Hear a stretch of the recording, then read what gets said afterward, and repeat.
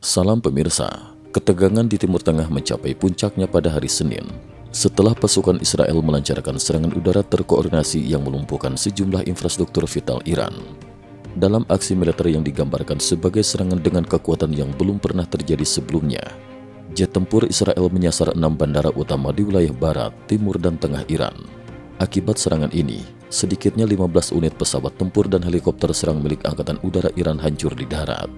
Tak hanya itu, pesawat pengisian bahan bakar yang selama ini disembunyikan di hanggar bawah tanah ikut diluluhlantakkan, sehingga mematikan hampir seluruh kemampuan tempur udara Iran dalam satu malam. Tak berhenti di situ, militer Israel juga menargetkan sejumlah pusat kekuasaan dan simbol penindasan rezim Teheran. Menurut laporan AFP, jet-jet tempur Israel menghantam markas Garda Revolusi, milisi Basij, serta penjara Evin, sebuah penjara berpengamanan tinggi yang selama ini terkenal menampung para tahanan politik dan oposisi rezim. Ledakan dahsyat bahkan terjadi di pintu gerbang penjara Evin, yang kemudian viral setelah Menteri Luar Negeri Israel, Gideon Sa'ar, mengunggah video momen tersebut di platform X, dulu Twitter, dengan pesan singkat, "Hidup kebebasan." Dalam pernyataan resminya, Menteri Pertahanan Israel, Israel Katz, menegaskan bahwa operasi ini memang dirancang untuk menekan langsung inti kekuasaan Teheran. Ia menyebut serangan ini sebagai pesan tegas kepada para pemimpin Iran bahwa dunia tidak lagi mentoleransi kebijakan penindasan dan program nuklir rahasia mereka. AS dan Israel kompak, Iran terpojok. Dikutip dari The Wall Street Journal yang berbicara dengan pejabat keamanan Israel, tujuan utama Israel kini adalah memastikan perang dengan Iran segera berakhir, terlebih setelah Amerika Serikat sebelumnya menghancurkan fasilitas nuklir strategis Iran. Menteri Luar Negeri AS, Marco Rubio, dalam konferensi pers menegaskan bahwa Amerika tidak berencana melakukan operasi militer lebih lanjut, kecuali jika Iran berani membalas dan menyerang kepentingan atau warga Amerika. Rubio menegaskan bahwa dialog masih terbuka, namun memperingatkan Teheran agar segera menyadari realitas baru dan menerima bahwa program nuklir sipil boleh berjalan, namun pengayaan uranium ke level militer adalah garis merah yang tak bisa dinegosiasikan. Wakil Presiden AS, J.D. Vance, pada 22 Juni menegaskan serangan udara ke fasilitas nuklir Iran telah memundurkan program nuklir Iran selama bertahun-tahun ke belakang. Ia menambahkan, Amerika tidak berniat menggulingkan rezim Iran, belajar dari pengalaman pahit di Libya, di mana kekosongan kekuasaan justru menimbulkan perang saudara dan tumbuhnya ekstremisme.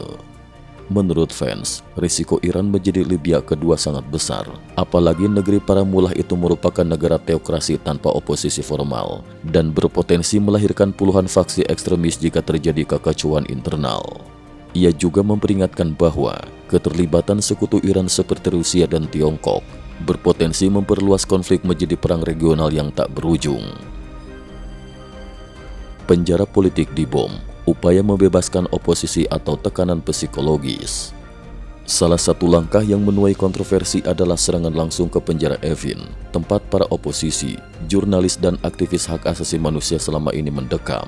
Banyak pengamat menilai tindakan Israel ini sebagai isyarat memberi ruang bagi para pembangkang untuk melawan dari dalam, sekaligus membebaskan suara-suara perubahan yang selama ini dibungkam oleh rezim Ayatullah.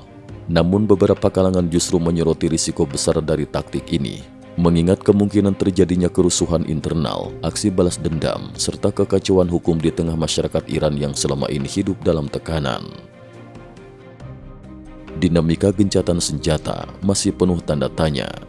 Situasi menjadi semakin kompleks ketika pada sore hari waktu Amerika Serikat, Presiden Donald Trump mengumumkan di Truth Social bahwa Israel dan Iran telah sepakat melakukan gencatan senjata. Namun pernyataan ini segera dibantah oleh pejabat kedua negara. Menteri Luar Negeri Iran secara tegas menyatakan tidak pernah ada kesepakatan gencatan senjata, bahkan menyebut kabar tersebut sebagai hoax. Kantor berita Fars, corong resmi pemerintah Iran, juga berjanji akan membuktikan bahwa informasi tersebut tidak benar. Di kubu Israel, Perdana Menteri Netanyahu memerintahkan seluruh menterinya untuk tidak mengeluarkan komentar resmi terkait isu gencatan senjata, menunjukkan adanya kehati-hatian dan ketidakpastian di level elit politik. Laporan Jerusalem Post mengungkapkan detail menarik di balik operasi militer terbaru. Awalnya, Trump hanya menginstruksikan pemboman pada fasilitas nuklir Fordow. Namun setelah konsultasi intensif dengan Netanyahu dan Menteri Urusan Strategis Israel, keputusan diubah Target diperluas ke Natanz dan Isfahan, dua lokasi vital program nuklir Iran. Dalam eksekusi operasi ini, militer AS memegang peranan kunci sebagai pelaksana utama, sementara Israel menyuplai dana intelijen dan logistik penting. Kolaborasi erat ini juga disertai sandiwara perbedaan pendapat di muka publik untuk mengecoh pihak Iran terkait target dan waktu serangan. Iran terpaksa mengakhiri perang, peran Tiongkok jadi penentu. Saat ini, hampir seluruh program nuklir Iran dikabarkan telah hancur atau setidaknya lumpuh total akibat serangan beruntun. Iran, yang semula bersikap keras, tampak mulai kehilangan kekuatan untuk membalas. Selain kerugian militer yang sangat besar, tekanan juga datang dari Tiongkok, mitra ekonomi dan diplomatik utama Iran. Beijing, menurut sejumlah sumber diplomatik, tidak merestui perang berkepanjangan dan berpotensi mengganggu stabilitas regional dan pasar energi global. Isyarat penolakan dari Tiongkok membuat Teheran akhirnya mempertimbangkan untuk menurunkan tensi dan membuka pintu negosiasi. Penutup, dunia menanti babak berikutnya. Serangan besar ke Iran ini bukan hanya menunjukkan superioritas teknologi militer Israel dan Amerika Serikat, tapi juga menjadi momen penentu bagi nasib kawasan Timur Tengah ke depan. Pertanyaan yang kini muncul, akankah tekanan frontal dan kehancuran fasilitas strategis mampu menundukkan Iran di meja diplomasi? Ataukah justru memicu gelombang radikalisme baru dan konflik berkepanjangan? Yang pasti, dunia masih menanti, sementara di balik layar, diplomasi dan kekuatan militer terus berpacu menentukan arah sejarah. Cukup sekian dulu, terima kasih atas perhatiannya.